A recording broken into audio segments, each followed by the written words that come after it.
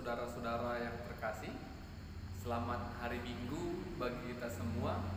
Kiranya kasih dan pemeliharaan Tuhan boleh senantiasa menyertai hidup kita.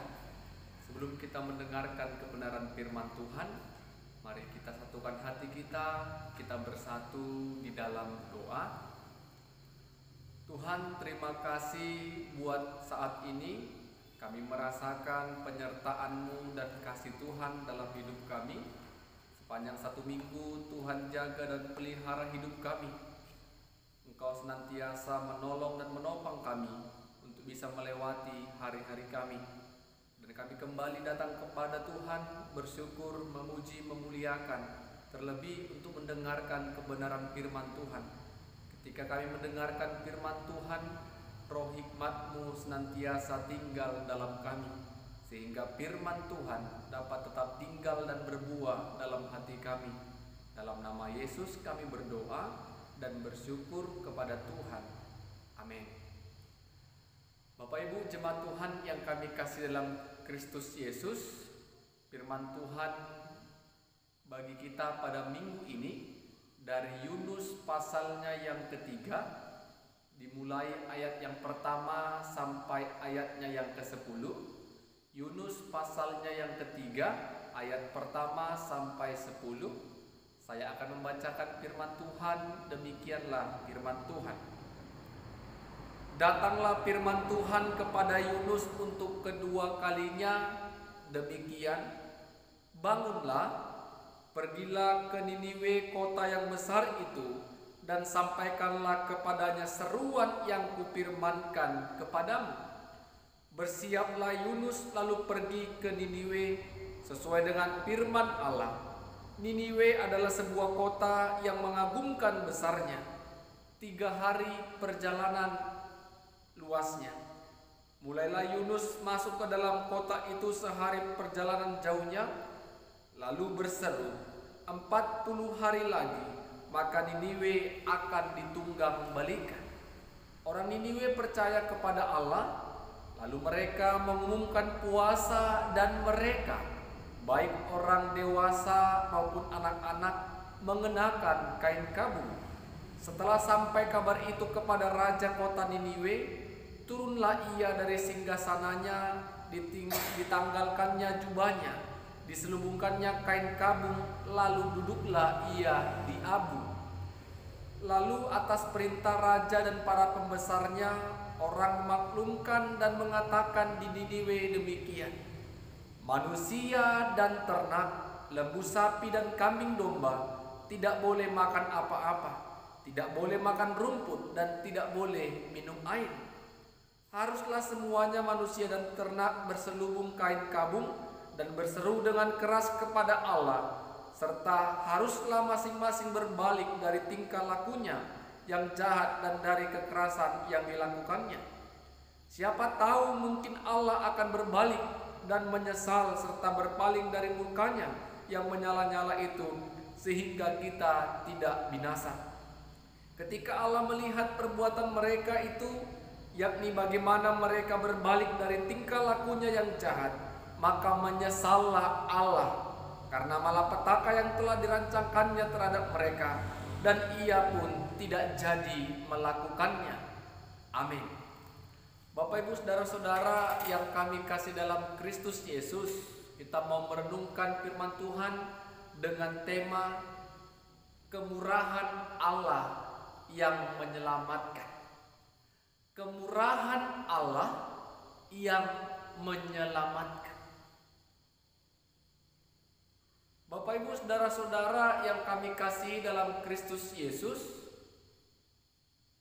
di tengah-tengah dunia ini, di tengah-tengah bangsa kita, terlebih ketika pemerintah memberikan hukuman kepada orang yang tidak taat, patuh, melanggar setiap perintah, setiap seruan yang disampaikan oleh pemerintah. pasti ada rasa marah, kesal, karena hukuman diadakan ketika manusia melanggar peraturan. Ada sebagian orang mengatakan peraturan dibuat itu untuk dilanggar.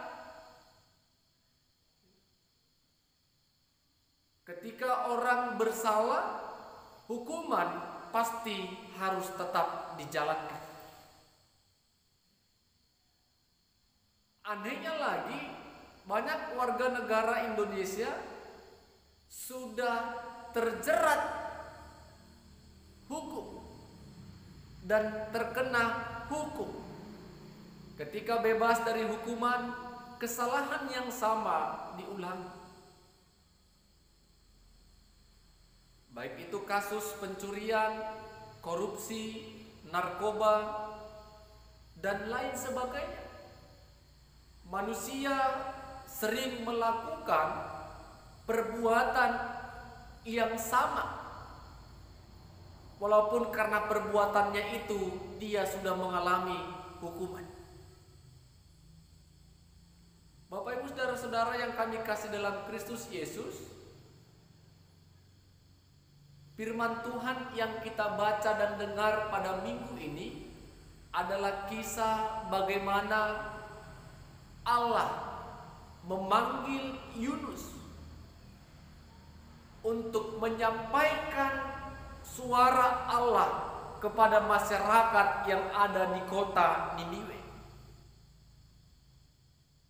Apa yang mau disampaikan Allah kepada masyarakat yang tinggal di kota Niniwe?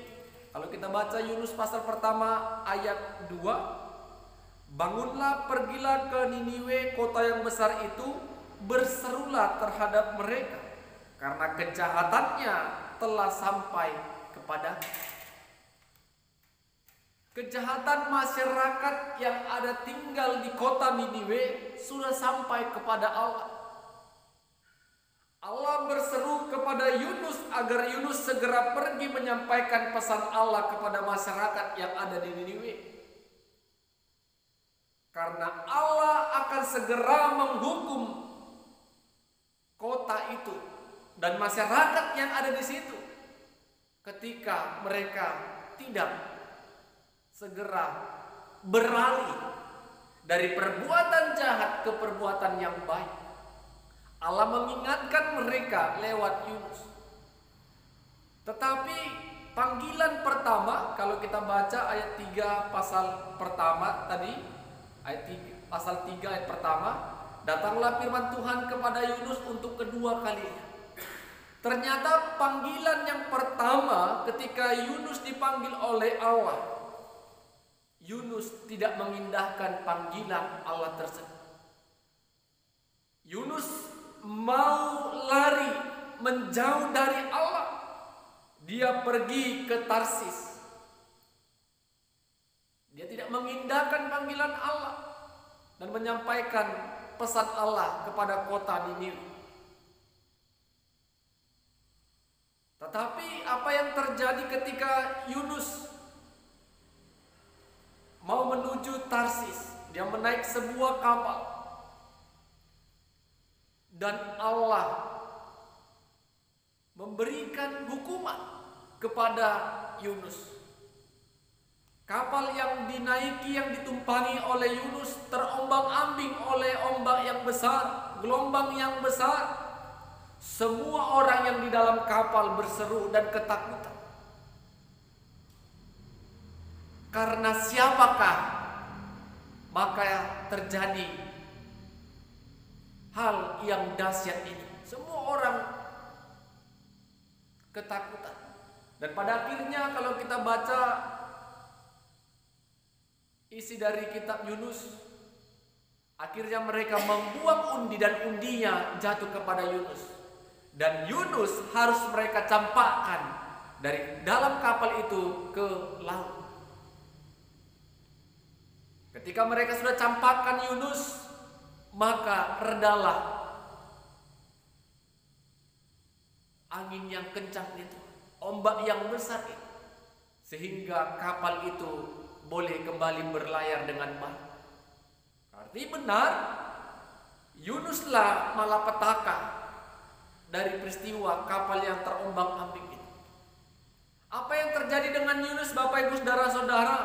Ketika Yunus dimasukkan ke dalam laut, ikan yang besar memakannya. Ikan yang besar memakannya. Dan Yunus masuk ke dalam perut ikan. Sering kita dengar lagu sekolah minggu, Yunus di perut ikan, pam pam pam. Yunus di perut ikan, pam pam pam. Karena dia dikasih Allah, maka dia diselamatkan. Hukuman karena Yunus tidak mengindahkan panggilan Allah. Apa yang terjadi pada Yunus dalam perut ikan? Mungkin kita mengatakan, benar atau tidakkah peristiwa Yunus ini? Mana mungkin manusia hidup dalam perut ikan dan boleh berdoa? Yunus berdoa, berseru kepada Allah. Dia mengakui kesalahannya.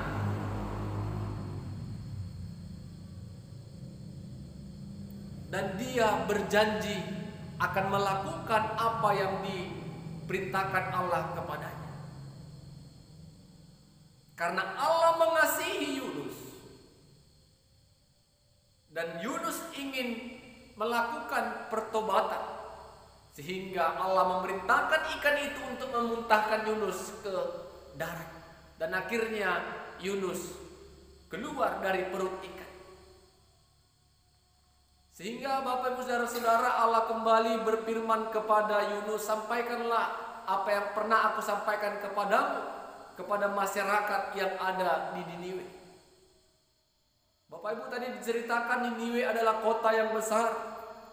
3 hari perjalanannya untuk mengelilingi kota itu.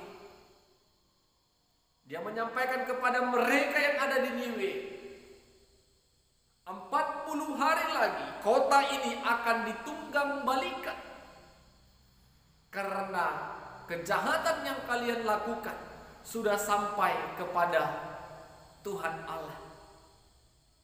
Bapak Ibu, tadi dikatakan orang Niniwe percaya kepada Allah. Dan mereka mendengarkan apa yang disampaikan Yunus. Dan seluruh masyarakat yang ada tinggal di kota Niniwe itu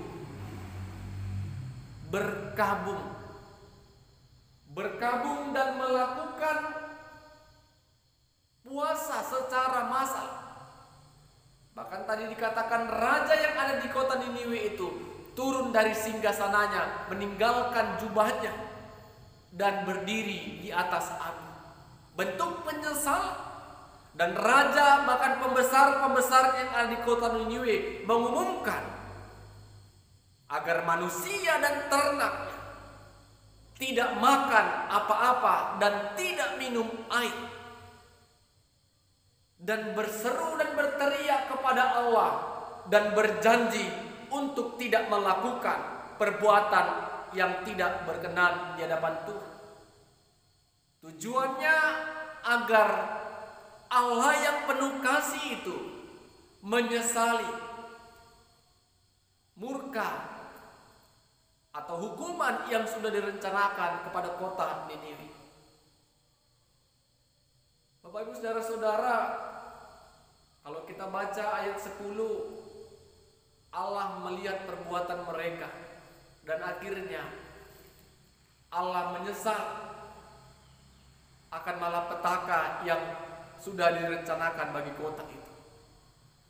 Ketika masyarakat yang ada di kota Niniwe mengakui kesalahannya dan berbalik dari kejahatan kepada kehendak Allah, maka Allah yang penuh kasih, Allah yang pemurah itu memberikan kesempatan kepada masyarakat kota Niniwe, sehingga Allah tidak menyampaikan malapetaka yang sudah direncanakan. Bapak Ibu saudara-saudara yang kami kasih dalam Kristus Yesus, kalau kita baca Yunus ini ada 4 pasal. Di pasal 4 Yunus sudah katakan, kalau begitu Tuhan, ambillah hidupku, karena aku tahu Engkau adalah Allah yang pemurah, Allah yang pengampun, dan Allah yang penuh kasih.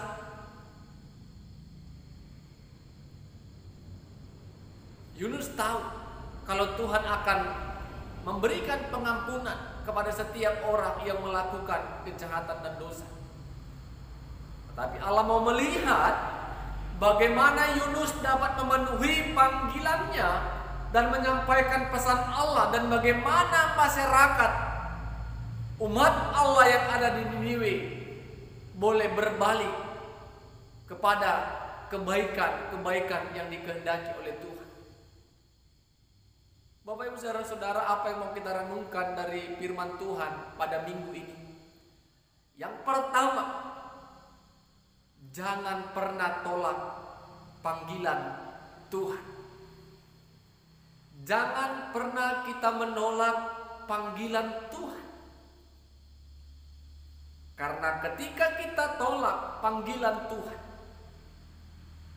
maka Tuhan akan memberikan kita hukuman. Kita tidak tahu apa bentuk hukuman yang akan diberikan Tuhan kepada kita. Panggilan Tuhan dalam melayani gereja, dalam melayani sesama, jangan pernah kita menolaknya dan tidak mengindahkannya. Karena hal itu tidak berkenan di hadapan Tuhan. Apalagi ketika kita sudah mempunyai potensi dan talenta karisma untuk melayani. Ketika seorang hamba Tuhan menunjuk kita untuk menjadi pelayan di tengah-tengah gereja, kita tolak. Padahal hamba Tuhan itu yang melayani di gereja melihat kita punya talenta untuk melayani. Tetapi kita tidak mau berkecimpung dalam pelayanan. Berulang-ulang diajak, berulang-ulang dijelaskan, tetapi kita tetap mengeraskan hati. Kita dipakai Allah, kita dipanggil Allah untuk melayani sesama, agar melalui kita banyak orang yang mengalami perubahan hidup, banyak orang yang terberkati lewat teladan yang kita sampaikan dan contohkan. Dan poin yang kedua, saudara-saudara yang terkasih, Tuhan ingatkan kita kembali. Tuhan penuh kasih dan penuh rahmat, yang senantiasa membuka pintu pengampunan kepada setiap kita yang mengaku kesalahan, kepada setiap kita yang sungguh-sungguh mau beralih dari perbuatan kejahatan dan perbuatan kebaikan. Kalau ada kesungguhan hati meninggalkan semua perbuatan jahat, sama seperti yang dialami oleh masyarakat yang tinggal di kota Niniwe. Mereka berpuasa, mereka berpakaian kain kabung menunjukkan penyesalan mereka, sehingga Allah tidak jadi menghukum dan menaruh murkanya atas kota itu. Bapak Ibu saudara-saudara, sama seperti tema kita, kemurahan Allah lah yang menyelamatkan manusia. Karena Allah yang murah hati itu menyelamatkan kita dari dosa. Allah yang murah hati itulah yang bisa membebaskan dan melepaskan kita dari ikatan dosa. Bukan karena kebaikan kita, tapi karena kemurahan Allah, kita boleh mendapatkan keselamatan. Amin. Tuhan Yesus memberkati kita. Amin. Bapa di sorga, terima kasih ya Tuhan, kami bersyukur buat firman-Mu yang boleh mengingatkan kami. Tema firman Tuhan, kemurahan Allah menyelamatkan manusia. Kami percaya Tuhan dan imani, karena kemurahan-Mu lah yang menyelamatkan kami, karena kemurahan-Mu lah yang menghapus dosa-dosa kami. Kami tidak layak datang kepada Tuhan, tetapi karena anugerah Tuhanlah yang melayakkan kami untuk boleh datang ke hadapan Tuhan.